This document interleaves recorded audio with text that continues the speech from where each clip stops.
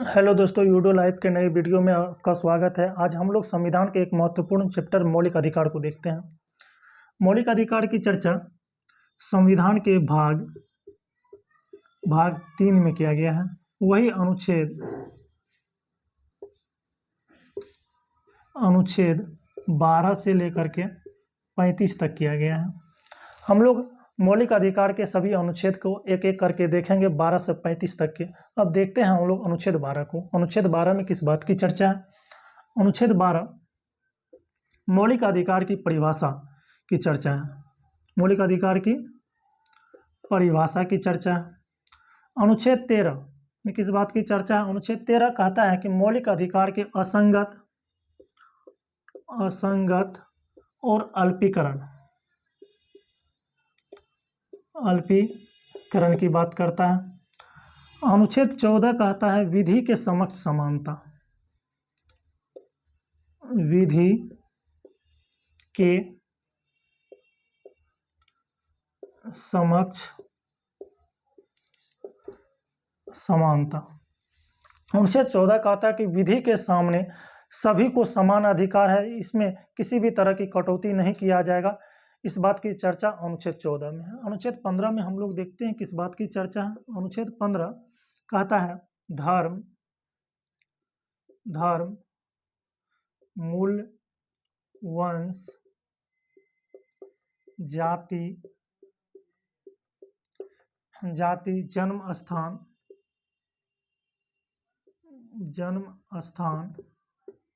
लिंग आदि के आधार पर आपसे भेदभाव नहीं किया जा सकता। इस बात की चर्चा अनुच्छेद 15 करता है। हम लोग अनुच्छेद 16 में देखते हैं किस बात की चर्चा। अनुच्छेद 16 कहता है लोक नियोजन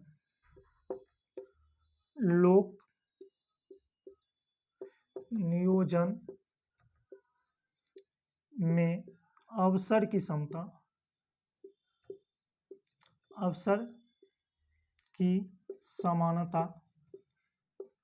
समानता। अनुच्छेद 16 कहता है कि लोक नियोजन, किसी भी प्रकार के नियोजन में अवसर की सबको समानता दिया जाएगा, समानता के अनुरूप कार्य किया जाए, किसी भी तरह का भेदभाव लोक नियोजन में नहीं किया जाएगा। इस बात की चर्चा अनुच्छेद 16 में। अनुच्छेद 17 में हम लोग देखते हैं किस बात की चर्चा। अनुच्छेद 17 अस्पृश्यता का अंत की बात करता है। अस्पृश्यता की अंत। अनुच्छेद 17 कहता है कि अस्पृश्यता का अंत यानी छुआछूत से भेदभाव को निषिद्ध करता है। आप किसी के भी साथ छुआछूत जैसे कुरीति कुप्रथा को प्रचलित नहीं कर सकते हैं, छुआछूत नहीं रख सकते हैं। इस बात की चर्चा अनुच्छेद 17 करती है। अनुच्छेद 18 में हम लोग देखते हैं किस बात की चर्चा। अनुच्छेद 18 कहता है उपाधियों का अंत।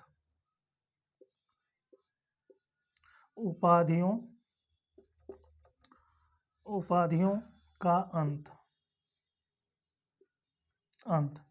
अनुच्छेद 18 कहता है कि आप किसी भी प्रकार के उपाधि का प्रयोग नहीं कर सकते हैं, बल्कि शैक्षणिक और सैन्य उपाधि को छोड़कर। शैक्षणिक उपाधि जैसे डॉक्टरेट की उपाधि, प्रोफेसर की उपाधि और सैन्य उपाधि यानी मार्शल की उपाधि, कर्नल की उपाधि, ब्रिगेडियर की उपाधि, इस प्रकार की उपाधि को धारण कर सकते हैं।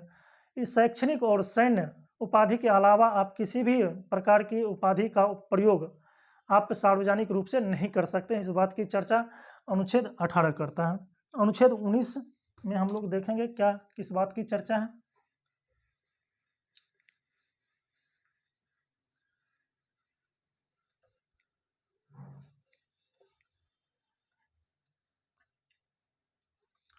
अनुच्छेद 19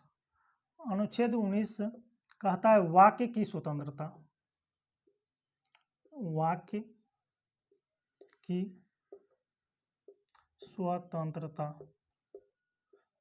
स्वतंत्रता। यानी अनुच्छेद कहता है कि आपको बोलने की अधिकार है, शांतिपूर्ण सभा करने की अधिकार है, आपको भारत के किसी भी क्षेत्र में घूमने का अधिकार है, भारत के किसी भी क्षेत्र में निवास करने का अधिकार है, भारत के किसी भी क्षेत्र में व्यापार करने का अधिकार है और पत्रकारिता का अधिकार है। इन सारी बातों की प्रावधान कहाँ है? अनुच्छेद 19 में किया गया है। अब हम लोग अनुच्छेद 20 को देखते हैं। अनुच्छेद 20 में किस बात की प्रावधान है? अनुच्छेद 20 दोष सिद्धि से संरक्षण। अनुच्छेद 20 बात करता है दोष सिद्धि से संरक्षण। अनुच्छेद 20 क्या बात करता है? दोष सिद्धि से संरक्षण। इसमें कहा गया है कि अपराध जिस वक्त हुआ है उस वक्त के कानून के हिसाब से सजा दिया जाएगा और एक अपराध के लिए एक ही बार सजा दिया जाएगा। और इसमें कहा गया है कि अनुच्छेद 20 में कि खुद के विरुद्ध गवाह देने के लिए वाद नहीं किया जाएगा। इस बात की चर्चा किसमें? अनुच्छेद 20 में। अब अनुच्छेद 21 में हम लोग देखते हैं किस बात की चर्चा है। अनुच्छेद 21 प्राण एवं दैहिक स्वतंत्रता की बात करता है। प्राण एवं दैहिक स्वतंत्रता की बात करता है। इसमें कहा गया कि पर्यावरण संरक्षण किया जाएगा।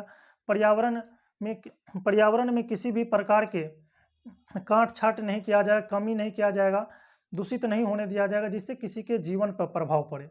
और स्वास्थ्य की देखभाल अनुच्छेद 21 के तहत ही वैक्सीन, टीका आदि का प्रबंध सरकार करवाती है। और इसमें कहा गया कि आप आत्महत्या भी नहीं कर सकते हैं। आत्महत्या करने का भी अधिकार नहीं है। यदि आप आत्महत्या करने का कोशिश करते हैं तो इसमें आईपीसी एक्ट 309 के तहत मुकदमा आप पे चलाया जा सकता है। और दैहिक स्वतंत्रता में कहा गया है कि निजता के अधिकार, एकांतता के अधिकार है किसी भी व्यक्ति को। अब अनुच्छेद हम लोग 22 में देखते हैं। अनुच्छेद 22 में किस बात की चर्चा है? अनुच्छेद 22 कहता है कुछ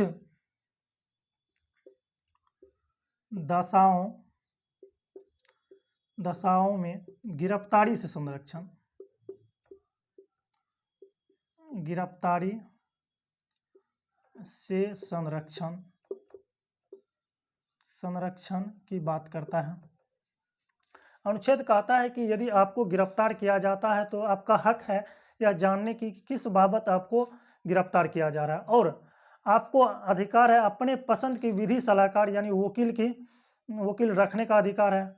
और इसमें कहा गया है अनुच्छेद 22 में कि जहां आपको गिरफ्तार किया जाता है उसके नज़दीकी न्यायालय में प्रस्तुत किया जाना, मजिस्ट्रेट के सामने प्रस्तुत किया जाना आवश्यक है 24 घंटा के अंदर और आने जाने के समय को छोड़कर प्रस्तुत किया जाना आवश्यक है। इस बात की चर्चा अनुच्छेद 22 करता है। अनुच्छेद 23 किस बात की चर्चा करता है? हम लोग देखते हैं। अनुच्छेद 23 कहता है बलात्श्रम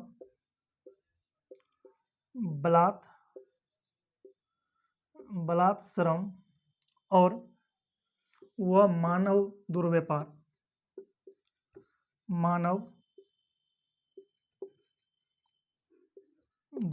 की बात अनुच्छेद 23 कहता है। अनुच्छेद 23 कहता है कि आप बच्चों को किसी भी कठिन परिश्रमी कार्य में नहीं लगा सकते हैं, जोखिम भरे कार्य में नहीं लगा सकते और मानव का दुर्व्यापार, मानव का खरीद बिक्री नहीं कर सकते। मानव का खरीद बिक्री को निषिद्ध किया गया है अनुच्छेद 23 के तहत। अब हम लोग अनुच्छेद 24 में देखते हैं किस बात की चर्चा है। अनुच्छेद 24 में कहा गया है कि 14 वर्ष से कम उम्र के बच्चों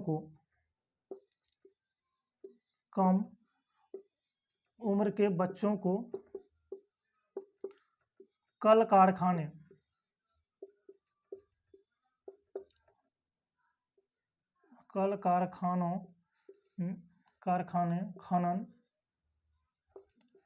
खनन में जोखिम भरे कार्य नहीं करवा सकते हैं। इस बात को कौन कहता है? अनुच्छेद 24 कहता है। अनुच्छेद 25 में हम लोग देखते हैं क्या कहता है अनुच्छेद 25।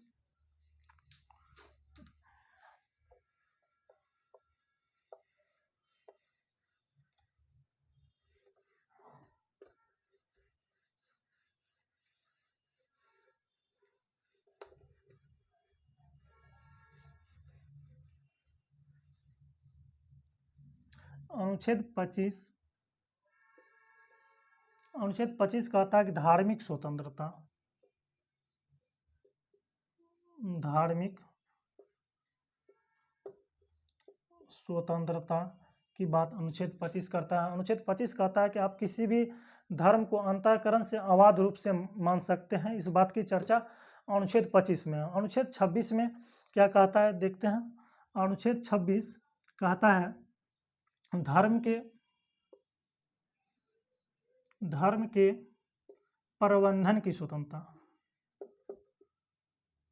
प्रबंधन की स्वतंत्रता,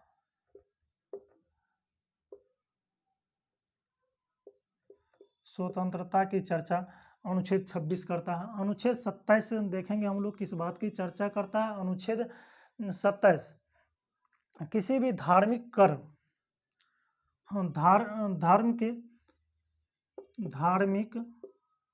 धार्मिक कर से स्वतंत्रता की बात करता है। अनुच्छेद 27 कहता है कि धर्म के प्रबंधन के लिए, उनके प्रचार प्रसार के लिए इकट्ठा किए गए धन पर कोई टैक्स यानी कर नहीं लगेगा।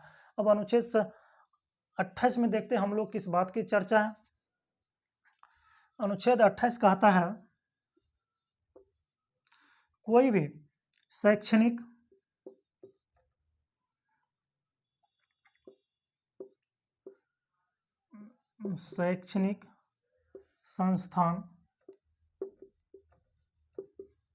संस्थानों के प्रबंधन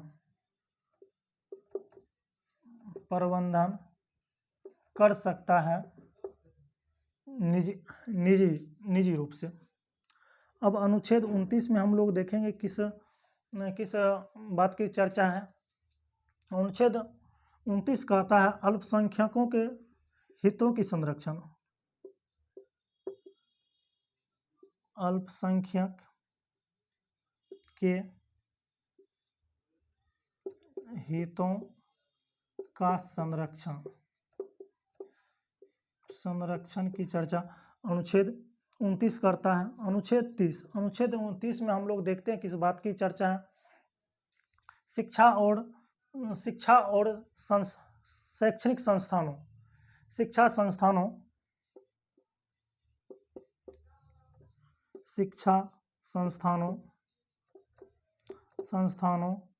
के प्रबंधन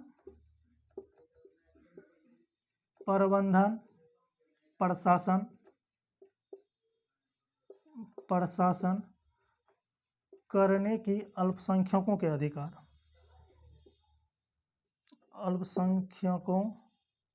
की अधिकार की बात अनुच्छेद 30 करता है। अब हम लोग अनुच्छेद 31 में देखते हैं किस बात की चर्चा है।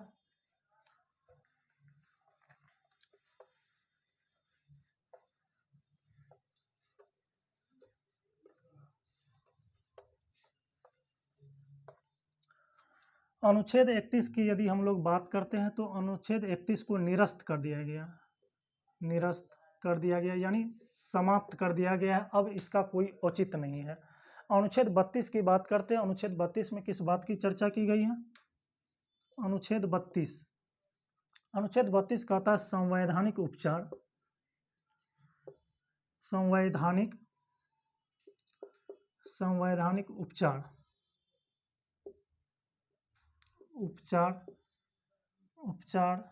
की संवैधानिक उपचार की बात करता है।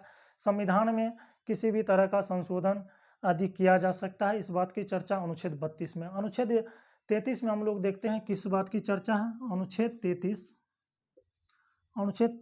पुलिस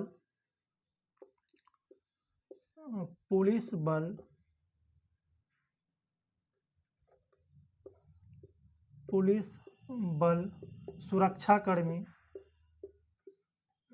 स्वास्थ्य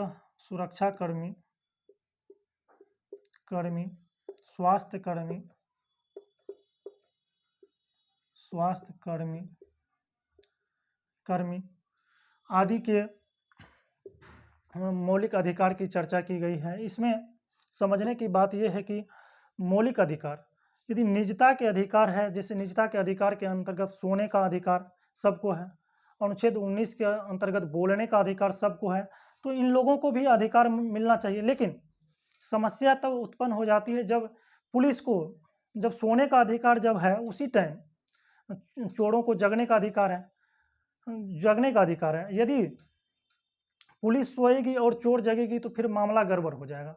इसलिए इनके अनुसार विधि का प्रबंध किया गया है कि सुरक्षाकर्मी, प्रबंधन कर्मी, पुलिसकर्मी के मौलिक अधिकार का क्या विधि होगा, उस विधि का चर्चा इसमें किया गया है अनुच्छेद 33 में। अनुच्छेद 34 में हम लोग देखते हैं किस बात की चर्चा की गई है। अनुच्छेद 34 में मार्शल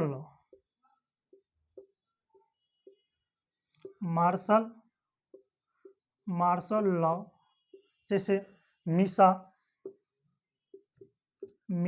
टाडा जैसे कानूनों का प्रयोग, जिस किसी भी क्षेत्र में मार्शल लॉ लगाया जाता है उस क्षेत्र के लोगों की मौलिक अधिकार छीन लिया जाता है, या अल्पीकरण कम करने का जो प्रावधान है अनुच्छेद 34 में। अब अनुच्छेद 35 में देखते हैं किस बात की चर्चा है। अनुच्छेद 35 कहता है कि मौलिक अधिकार से संबंधी किसी भी तरह का कानून या विधि बनाने का अधिकार संसद को है। संसद को विधि बनाने का